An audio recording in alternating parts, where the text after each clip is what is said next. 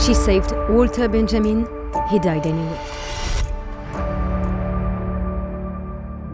Netflix turned this story into a few minutes of television. The real story was much slower, colder, and much crueler. On September 25th, 1940, a philosopher carrying a black briefcase climbed a mountain to escape Nazi Europe. He almost made it. He died at the border that night, not from a bullet, not from a soldier, from a piece of paper. The philosopher was Walter Benjamin. The woman guiding him was Lisa Fittko. She believed she had saved him. She hadn't. Let's go off script.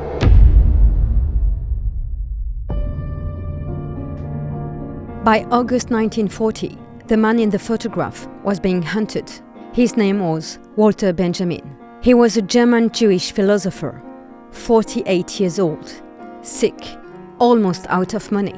He was carrying a single black briefcase that he refused to put down. Not for meals, not for sleep, not even for a minute. Inside, he told his friends, was a manuscript more important than his own life. Walter Benjamin had fled Berlin in 1933, the day after Hitler took power. For 7 years, he moved from city to city. Paris, Ibiza, Copenhagen, back to Paris. Surviving on translation and small grants that always ran out.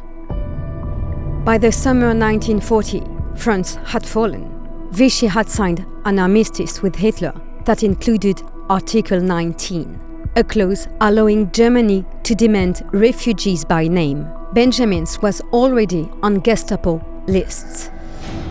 He fled south to Marseille, and in Marseille, he found an American journalist running an underground rescue operation out of a hotel room, Varian Fry.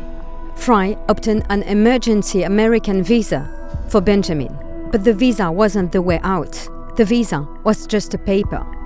To use it, Benjamin had to physically leave France. The trains were watched, the roads were watched, the official borders were closing. There was only one route left, over the Pyrenees, on foot. Fry gave Benjamin one last thing, a name. A German woman hiding in a fishing village near the Spanish border, who had started guiding refugees along a smuggler's trail. Her name was Lisa Fittko. Fittko had never met Walter Benjamin. She had no idea who he was, and he was physically the worst possible candidate to climb a mountain. Lisa Fittko was 31 years old. She wasn't a soldier. She wasn't a guide. She had never climbed a mountain for any reason. She was a refugee herself, born in what is now Ukraine, raised in Berlin. By 24, she was already wanted by the Nazis and moving from country to country, trying to stay ahead of them. In May 1940, before Vichy ever existed, France did something history books barely mention.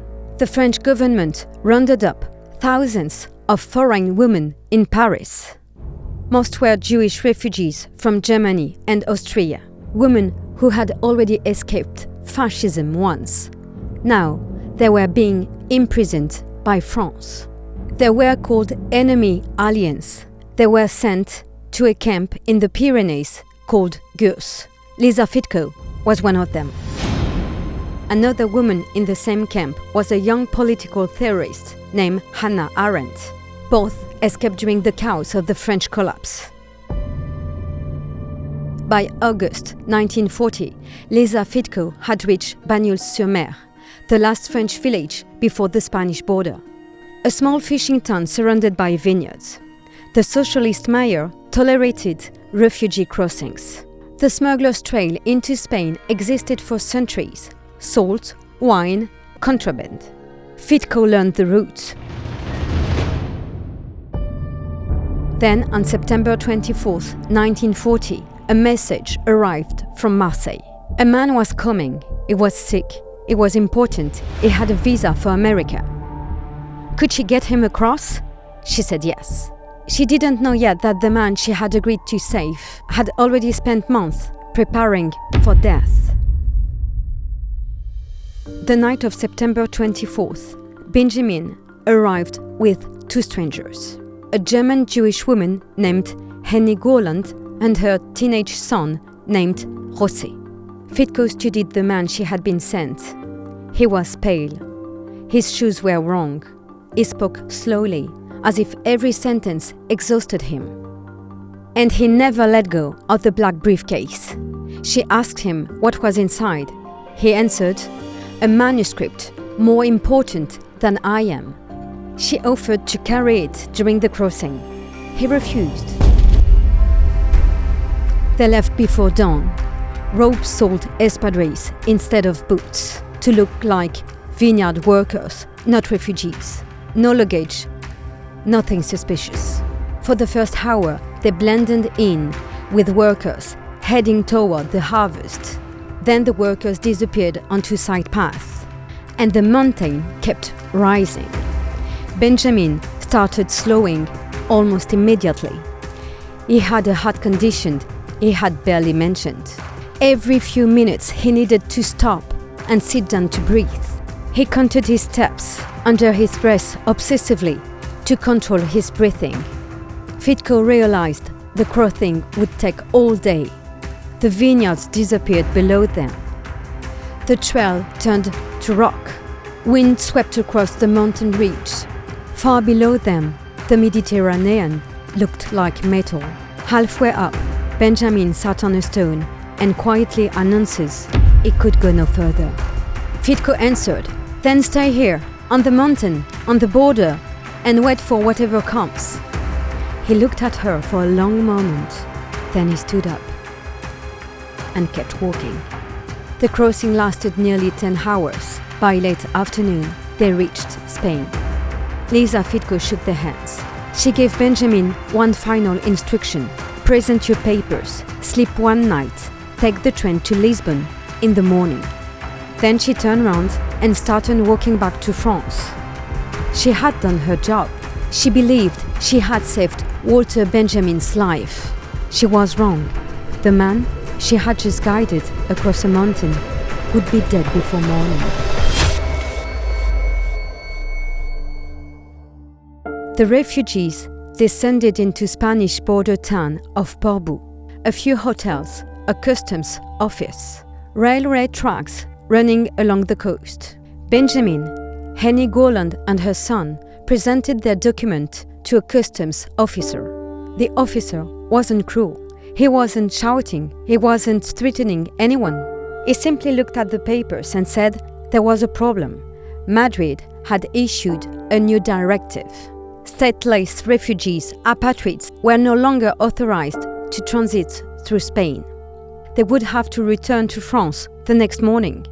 The officer said it the same way every bureaucrats everywhere say these things, with a slight shrug, as though the decision belonged to someone else.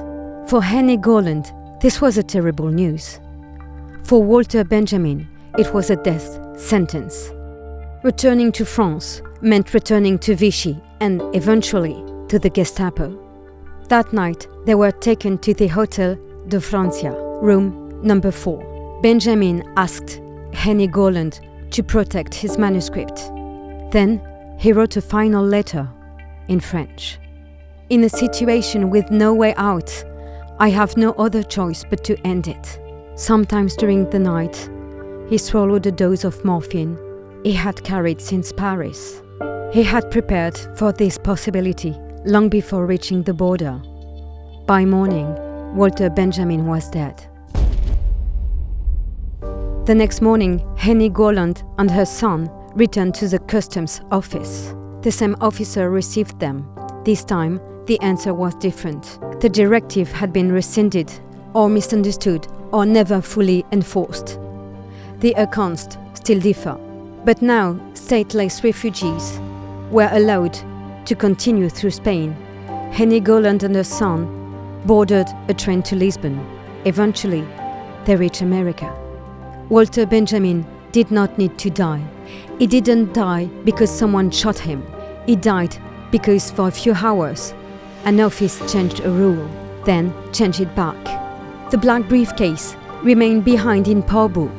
The manuscript Benjamin carried across the mountain was never seen again. no one knows for certain what was inside. When Lisa Fittko learned what had happened, she kept guiding refugees across the same route for months, again and again. By some estimates, more than 1,000 of people escaped through the network surrounding the pass via and Fry later called the F route, F for Fittko. Lisa Fittko would not speak publicly about any of it until 1985. There is a comforting story that people like to tell about historical tragedy, that evil always arrives looking monstrous. But Walter Benjamin was not killed by a monster. He was killed by paperwork, by procedure. The Spanish official that turned him back that evening probably did not think of himself as dangerous. He probably believed he was simply doing his job. And that is what makes the story frightening, because decades after, Walter Benjamin would become recognized as one of the most important philosophers of the 20th century.